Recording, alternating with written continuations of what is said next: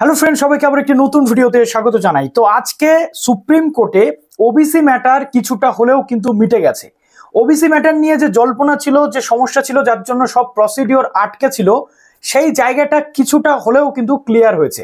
তো এই ওবিসির সমস্যাটা যে আজকে সুপ্রিম কোর্টে উঠেছিল এবং হাইকোর্টের যে নির্দেশ ছিল সেটাকে স্থগিতাদেশ করে সুপ্রিম কোর্ট, এবং সুপ্রিম কোর্ট কি বলেছে, 6 থেকে 8 সপ্তাহের মধ্যে হাইকোর্টের প্রধান বিচারপতির তত্ত্বাবধানে একটি স্পেশাল বেঞ্চ গঠন করে সেই বেঞ্চে এই মামলার নিষ্পত্তি দ্রুততার সাথে করতে হবে। কি কি সমস্যা ছিল না, 140টা যে শ্রেণীকে নিয়ে গঠিত নতুন ওবিসি এ 10%, ওবিসি বি 7%, এই সংরক্ষণের জায়গাতে আপত্তি তুলে মামলা হয়েছিল এবং কন্টেম্প্ট অফ কোর্ট সেখানে হয়। এবং এখানে লেজিসলেটিভ যে পাওয়ার সেটা না লাগিয়ে এক্সিকিউটিভ পাওয়ার দিয়ে এটাকে করা হয়, সেটা বলা হয়। এর মধ্যে যেটা আমরা দেখেছি, বহু আগের একটি কেস, ইন্দিরা সাহানির কেস এখানে উঠে আসে, যেখানে আমরা মোটামুটি দেখলাম যে না, এক্সিকিউটিভ পাওয়ার দিয়েও এই রিজার্ভেশনের ম্যাটারটা করা যায়, এটা প্রধান বিচারপতি বলেছেন। কিন্তু যেহেতু আমাদের রাজ্যের হায়ার অথরিটি অর্থাৎ হাইয়েস্ট অথরিটি হচ্ছে হাইকোর্ট, তাই হাইকোর্টে এই মামলার নিষ্পত্তি হবে। সুপ্রিম কোর্ট থেকে মামলাটা তাই হাইকোর্টে ট্রান্সফার করা হলো। এবার তোমাদের প্রশ্ন থাকতে পারে যে public service commission, West Bengal police, ICDS থেকে শুরু করে হেলথ ডিপার্টমেন্ট থেকে শুরু করে ডব্লিউবিএসএসসি, তারপর কলেজ অ্যাডমিশন, ডব্লিউবিজেই যে একাধিক প্রক্রিয়া আটকে আছে, জেনপাস ইউজি থেকে শুরু করে তোমাদের যতগুলো যা যা আটকে আছে, এএনএম, জিএনএম, জিলেট, জেকা, এর রোড ম্যাপটা কি হতে চলেছে আগামী এই 6 থেকে 8 সপ্তাহে। তো আজকে এই ভিডিওটাতে একটা পরিষ্কার ধারণা দেওয়ার চেষ্টা করব, এবং ওবিসির এ বি এই নিয়ে যে প্রবলেমটা আছে, 10%, 7% সংরক্ষণ বা নতুন করে যারা বিতে ছিল এতে এসেছে, এই পুরো জিনিসটা নিয়ে আজকে একটা কনসেপ্ট দেবো, যেমনটা তথ্য আমাদের হাতে উঠে এসেছে। এবং শিক্ষামন্ত্রী, সর্বোপরি শিক্ষামন্ত্রী কি বলেছেন এই নিয়ে আজকে সেটাও ডিসকাস করবো। যারা নতুন আছেন অবশ্যই চ্যানেলটিকে সাবস্ক্রাইব করে পাশে থাকা বেল আইকনটি ক্লিক করে দেবেন, যাতে সব তথ্যগুলো আপনার টাইম টু টাইম এখান থেকে পেয়ে যান। তো প্রথমে আপনাদের বলি, রোড ম্যাপ যেটা হতে চলেছে সেটা হচ্ছে এই 140টা লিস্ট মেনে, 140টার মধ্যে যারাই ওবিসি আছেন এই প্রত্যেকটা লিস্ট মেনে এ ক্যাটাগরি, বি ক্যাটাগরি আলাদা করে 10% এ এবং 7% বি সংরক্ষণ দিয়ে আপাতত কিন্তু সব কাজ চলবে। সেটা চাকরির ফর্ম ফিল আপ হোক, সেটা এসএসসি হোক, সেটা কলেজ অ্যাডমিশন হোক, সেটা ডব্লিউবিজেই রেজাল্ট হোক, সেটা জেনপাস ইউজি ফর্ম ফিল আপ হোক, সেটা জিএনএম, এএনএম থেকে জেকা, জিলেট যাই কিছু আটকে আছে, ওয়েস্ট বেঙ্গল পুলিশ হোক, এই প্রত্যেকটা প্রসেস এবং পিএসসি থেকে শুরু করে স্টাফ সিলেকশন যাই কিছু হোক, সব কিন্তু এই যে প্রসেস আছে এই অনুযায়ী হবে। এবার প্রশ্ন উঠতে পারে যে দাদা কি করে হবে? মূলত রাজ্য সরকারের লিস্ট কিন্তু একটা পুরনো লিস্ট ছিল, আর নতুন যেটা আপ টু ডেট লিস্ট এসেছে এই জুন মাসে, সেই লিস্ট অনুযায়ী এই সব কাজ যাতে হয় সেই চেষ্টার জন্যই 100 পয়েন্ট রোস্টার রাজ্য সরকার জারি করেছিল। কিন্তু হাইকোর্টে সেটা বানচাল হয়ে যায়, এবং তারপর সুপ্রিম কোর্ট আজকে হাইকোর্টের সেই নির্দেশিকার উপরে, অর্থাৎ স্থগিতাদেশের উপরে স্থগিতাদেশ, স্টে অর্ডারের উপর স্টে অর্ডার দিয়ে দিয়েছে।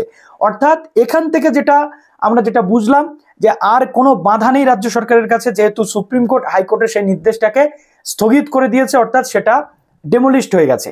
তাই যতক্ষণ না পর্যন্ত এই মামলার নিষ্পত্তি হচ্ছে আগামী দিনে 6 থেকে 8 সপ্তাহ পর্যন্ত রাজ্য সরকারের কাছে টাইম আছে এই নতুন লিস্ট মেনে পুরো প্রসেস কমপ্লিট করার।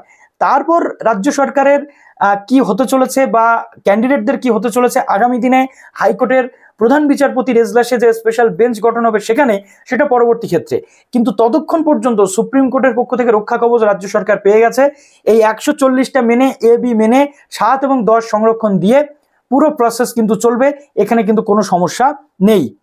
এবার তোমাদের প্রশ্ন থাকতে পারে যে 6 থেকে 8 সপ্তাহ পরে যদি আবার রায় চেঞ্জ হয়, তাহলে এখন যে প্রসেস হবে সেটা কি বাতিল হবে?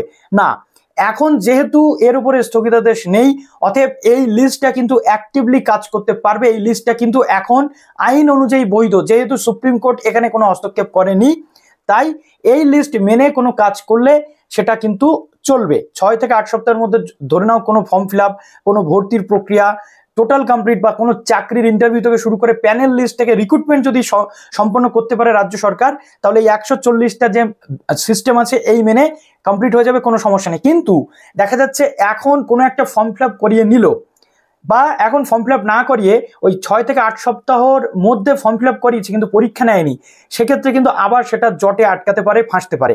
তাই এই 1 থেকে 2 সপ্তাহের মধ্যে, এই অগাস্ট মাসের মধ্যে কিন্তু তোমাদের কলেজ অ্যাডমিশন প্রক্রিয়া কমপ্লিট হবে, তোমাদের ডব্লিউবিজেই যে রেজাল্ট সেটা চলে আসবে, এএনএম, জিএনএম এর যে প্রক্রিয়া, ভর্তির যে প্রক্রিয়া সেটাও কমপ্লিট করে দেবে, এবং তার সাথে সাথে যেটা রয়েছে WBP যদি কিছু আটকে থাকে, যদিও 2 মাস টাইম, এই 6 থেকে 8 সপ্তাহ মানে কিন্তু 2 মাস টাইম, আমরা যদি দেখি 8 সপ্তাহ তাহলে 27টা 56 দিন, আগস্ট সেপ্টেম্বর অক্টোবর, অর্থাৎ পুজোর ছুটির পর পর্যন্ত কিন্তু রাজ্য সরকারের কাছে টাইম থাকছে এই পুরো প্রক্রিয়া কিন্তু কমপ্লিট করার।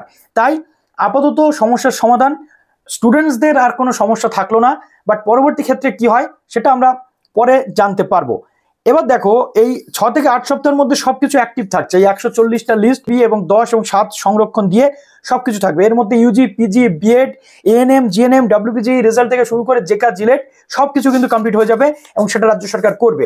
এবার প্রশ্ন হচ্ছে শিক্ষামন্ত্রী কি বলেছেন। শিক্ষামন্ত্রী আজকে যেটা টুইট করেছেন সেটা একটু আমি তোমাদেরকে দেখাই, যেটা কিন্তু খুব ইম্পর্টেন্ট এবং তাৎপর্যপূর্ণ। এটা বোঝা যাচ্ছে যে মাননীয় সুপ্রিম কোর্ট আজকে যেটা বলেছেন সেটা মুখ্যমন্ত্রীর কাছে একটা নৈতিক জয় ওবিসি নীতি নিয়ে, এবং আমরা উচ্চশিক্ষা বিভাগের কর্মীরা ইতিমধ্যে এটি আন্দাজ করেছিলাম এবং অবিলম্বে যথাযথ পদক্ষেপ নেওয়ার জন্য প্রস্তুত। অর্থাৎ এখান থেকে শিক্ষামন্ত্রী কিন্তু বুঝিয়ে দিলেন যে কোনো প্রসেস আর থেমে থাকবে না, সব কিন্তু কমপ্লিট হয়ে যাবে। এবার প্রশ্ন হচ্ছে যাদের এ ছিল বিতে গেছো বা বি ছিল এতে চলে আসছো তাদের কি করতে হবে। দেখো খুব তাড়াতাড়ি একটা নোটিফিকেশন তোমরা পাবে, যে নোটিফিকেশনে উল্লেখ করা থাকবে যে ক্যান্ডিডেটদেরকে কি কি ইনস্ট্রাকশন ফলো করে এই এ ক্যাটাগরি যারা ছিল বিতে তারা সার্টিফিকেট আপডেট করতে পারবে, বা বি যারা ছিল এতে আপডেট করতে পারবে। যদিও আমরা যদি দেখতে পাচ্ছি যে ওবিসির যে ওয়েবসাইট রয়েছে সেখানে ডিজিটাইজড ক্ষেত্রে শুধুমাত্র এসসি এসটিটা হচ্ছে, ওবিসি হচ্ছে না, কিন্তু পরবর্তী ক্ষেত্রে এটা কিছুদিনের মধ্যে সলভ হয়ে যাবে এবং তাড়াতাড়ি আমরা এই যে নোটিফিকেশন এটা কলেজ অ্যাডমিশনের ক্ষেত্রেও পেয়ে যাব, এটা আমরা এসএসসির ওয়েবসাইটেও কিন্তু তাড়াতাড়ি পেয়ে যাব যে সুপ্রিম কোর্টের নির্দেশ অনুযায়ী। এবার প্রশ্ন হচ্ছে দ্রুত এর সমাধান হচ্ছে।